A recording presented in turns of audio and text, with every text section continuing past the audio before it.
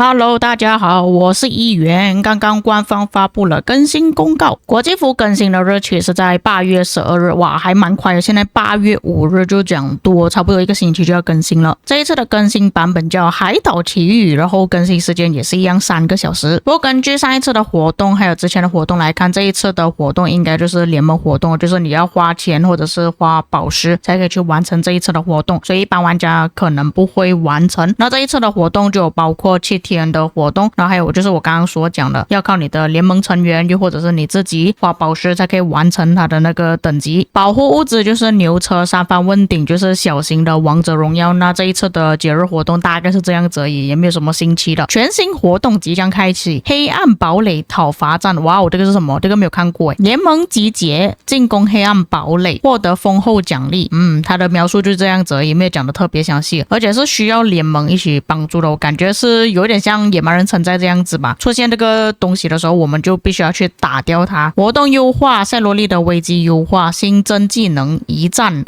优化了技能横扫。之前这个技能横扫是什么东西来的？我有点不记得。支持远程形态的部队参与副本挑战哦。可是其实我不太喜欢赛罗利的危机里面有玩家用远程部队，会很干扰我们的操作，而且不是这么有效率。该优化仅在 KVK 2之后的王国生效，所以 KVK 1之前的王国是没有的。奥林匹亚之巅优化各种兵种专精技能，新增工程专精技能啊。因为下一次推出的新统帅就是有远程统帅，也就是工程统帅。不懂是不是因为这样子，所以他才在这些活动中增加工程呢？也有可能是有玩家去投诉啦，不只是工程而已啊，他们工兵、步兵、骑兵混合其实都是有去调整的。技能的数值，埃及之战优化，埃及之战自定义中新增模拟失落之地功能。管理员可自由选择叠加运用昔日荣光或水晶科技造成的争议至自定义战场，也可沿用埃及之战默认争议哦。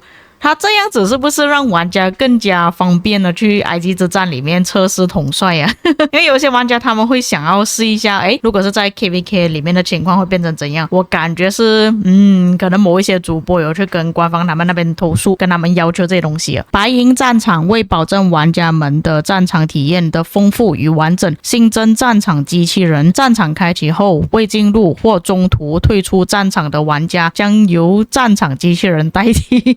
玩家后续再次进入战场将自动顶替战场机器人。哇，还有这样子的东西啊！可能是之前有试过太多，就是一个人进入或者一两个人进入而已，然后其他队友全部都没有进入，就变成说他们需要用到这个战场机器人，不然对面很无聊，看着你那边一两个人那边跑来跑去而已。新增训练教程，还需要训练教程啊！玩家第一次进入埃及之战战场或查看埃及之战规则时，可进入训练教程，通过训练战场中的任务了解埃及之战的规则与地图。黄金之国优化 OK， 终于我看它有什么优化，我希望它可以减少多一点关卡，我觉得有点浪费时间了。新增阵容保存功能哦，在上一期活动中使用的阵容会被记录，终于有这个东西了。因为如果你的搭配不是时常变动的话，基本上这个东西是还蛮好用的。新一期的活动开始后将自动应用上一期所使用的阵容，新增跳过可选项，选择后将跳过阵容设置和战斗阶段，直接结果战斗结果，同时也可以在外部界面随时调整上阵容，优化地图事件，遗留宝箱可一键领取了哦，这样就不用一个个慢慢去点了。古迹探秘，这个就是小锤子的活动啦，调整了考古筹备中获得小锤子任务的要求，改为了达成任务要求即可固定获得小锤子，调整小锤子购买界面的显示，探险骑兵礼包和宝石购买均整合到了活动界面的商店中，增加了普通层、密宝层选择奖励的记忆功能，就是不需要再重新点过了。因为在普通层一般玩家都会选一样的东西吧，就选择材料箱，会自动填充向一个对应层选择的奖励，就不需要一直重新再点了。此外，匠心特惠、神兵珍宝、古迹探秘中增加了以穿戴传说装备的快速预览哦。征服赛季优化，不列颠剧本优化，删除了各阵营选择初始行省的流程。你看最后还不是要删除，因为它根本没有什么作用，系统将根据匹配结果直接分配各阵营的初始行省。叫他当初这个设计来干嘛呢？可能是那些强的王国或者是强的阵营太夸张了吧，因为他们肯定会选择最好的争议，所以我觉得系统分会好一点啦，可能会比较随机性一点哦。远征前夕活动将修改为与其他剧本相同，各王国将按照排名获得争议效果。这副赛季剧本并无尝试不列颠之王中将更新最新版本的水晶科技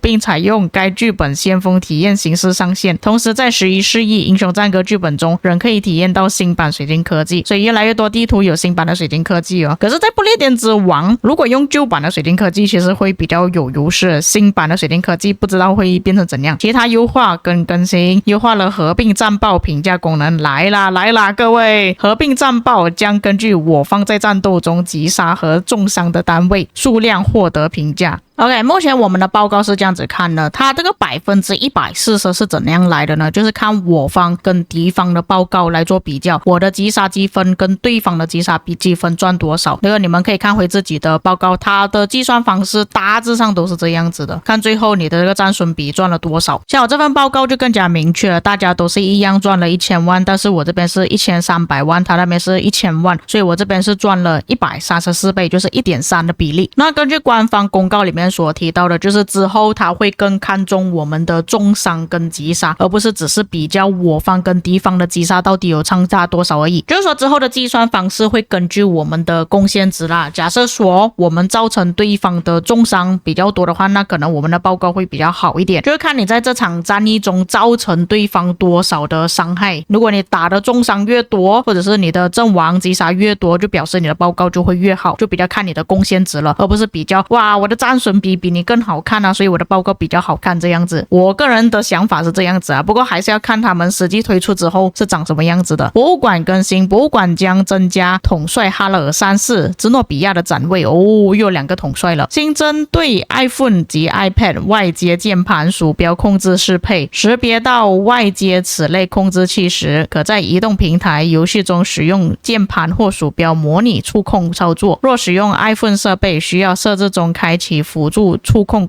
开关。等一下，为什么只有苹果设备有啊？你怎么看待安卓呢？安卓玩家有很多，你知道吗？可是这东西推出的有点太迟了，我现在已经变成电脑玩家。这个东西我在很早之前就已经有跟策划他们要求过了，跟他们讲有没有考虑过设计这样子的东西啊？因为那时候其实蛮多玩家还是使用 iPad 还是手机的，所以我跟他们讲，你看要不要外接那种键盘的滑鼠，也可以比较方便操控。那他们搞到现在才出来，可是有不少玩家都已经换了一个设备去玩，又或者是已经弃坑不玩了。他们推出的东西太迟了。调整了联盟预设旗帜的权限，预设旗帜作为联盟管理的权限之一，加入了建筑管理权限中，盟主顾问和被授权的官员都可以用预设旗帜功能。这个在之前玩家社群反馈还是策划面对面中好像有说过，但是我忘记是哪一个部分了。每日特惠新增限时进阶特惠呀，又来购买所有每日特惠礼包后，将会出现限时进阶特惠礼包，必出对应统帅雕像。你看他来勾引你们了，各位啊！你们想要必定拿到你们想要的统帅吗？买吧，各位！但是不知道多少钱，要看那个价钱怎么样。调整了联盟商店内移民令每周限量，最多储存数量调整为75个，我的天哪，这么多个！优化了脱离战斗状态时间的计算逻辑，来了，现在将以绝对时间为准，避免在服务器负载过大时长时间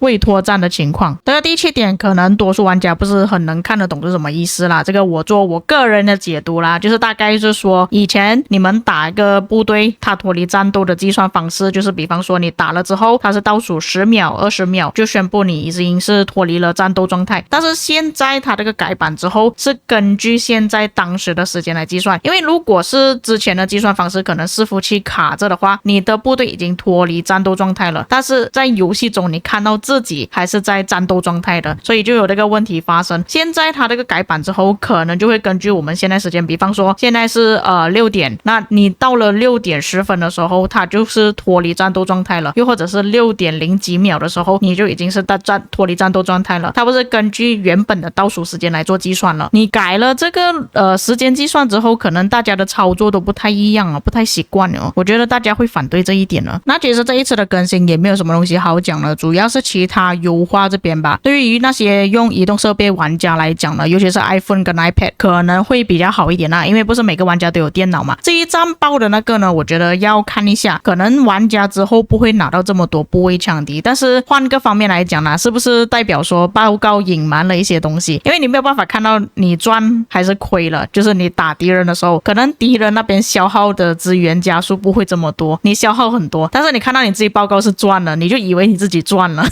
就是从击杀跟重伤那边换算下来的话，所以这个要看他报告那边是怎么样算的。然后美乐特会这边呢还有多一个礼包出来，接下来就是这个脱离战斗状态啊，这个我觉得大家也是想要看一下。这一次的调整我不能说很好吧，我感觉反而对于一些玩家来讲并不是很满意啊。OK， 大概是这样子吧。至于各位在看了这一次的更新公告之后有什么想法，可以在评论区给我知道。那以上就是本期内容，我们下个影片再见。